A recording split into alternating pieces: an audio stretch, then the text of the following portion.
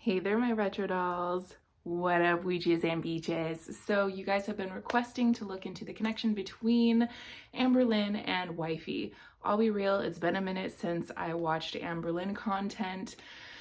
You know, with Chantel putting in all of the effort that she's been to just create the biggest messy dumpster fire, it's been a little distracting, especially since I came into contact with, or not came into contact, but I became aware of French Fried Girl. She's perfection for me. So that's been keeping a lot of my attention, but you guys have requested to look into Amberlynn Reid and Wifey.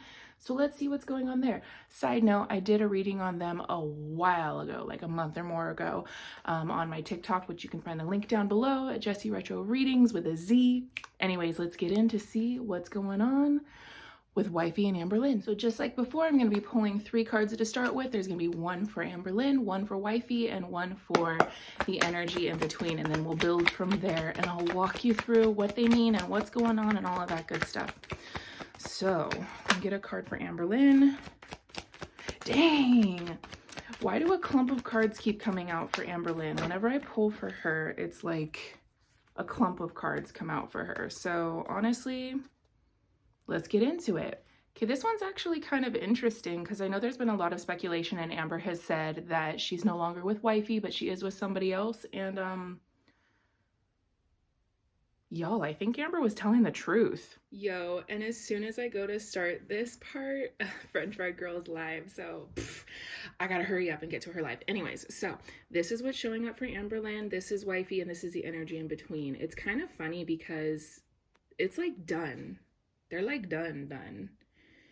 And it's funny because like she's showing up as a 10 and she's showing up as a 10. So they're very much on the same page of like Amberlynn's not very happy and Wifey feels like she released herself from a burden. So honestly, it just feels like the energy between them is like not really that intense, if anything.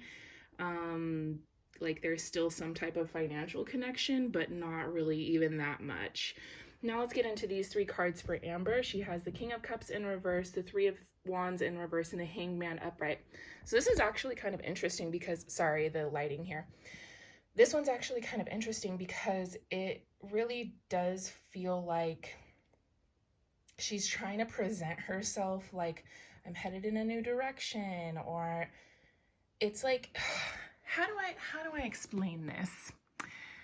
It, to me, looks like Amberlynn is really trying to grow, to transition, to change her image, and to go in a different direction, but she's still the same old Amber, just it feels like she's trying newer tricks and trying to do something different. But the King of Cups in reverse and 3 of Wands in reverse still has me feeling like she's very much not stable emotionally and doesn't really have a clear direction where she's going. But the Hangman tells me that there is growth and transition that she's trying to have. I hope that makes sense. Now we're going over to Wifey. Yeah, dude,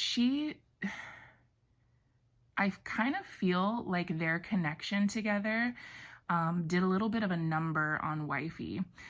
And spoiler alert, if you haven't seen the reading that I previously did on Amberlynn and Wifey was kind of coming through with an energy of like, well, this is a better environment than where I came from. So to me, this still kind of gives the vibe of her sort of dodging another environment.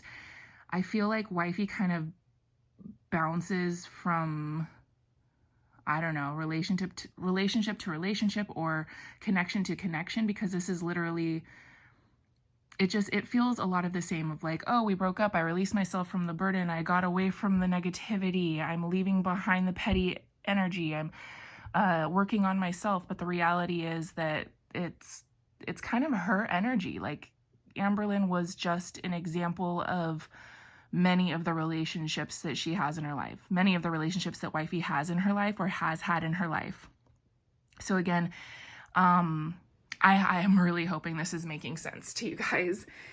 Now, the overall message here is that they're basically just trying to put on a brave face, but I think in reality, this is a relationship that they kind of knew they were shooting themselves in the foot. And I'm saying they as in both of them.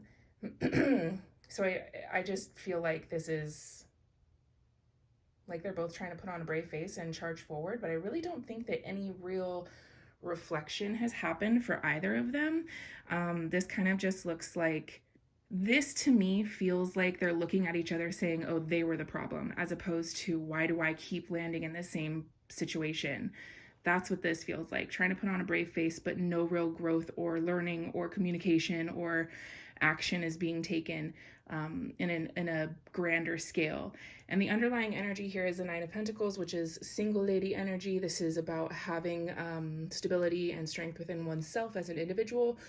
So yeah, overall it's looking like Wifey and Amberlynn are not really a match, not together, not like, this just feels like she was telling the truth when Amber said that they broke up. It looks like they broke up. But there is some type of like financial energy between them. So I don't know if they have any bills together or what the deal is, but overall it looks like, yes, the relationship is over, but there might be some residual finances. But you know what?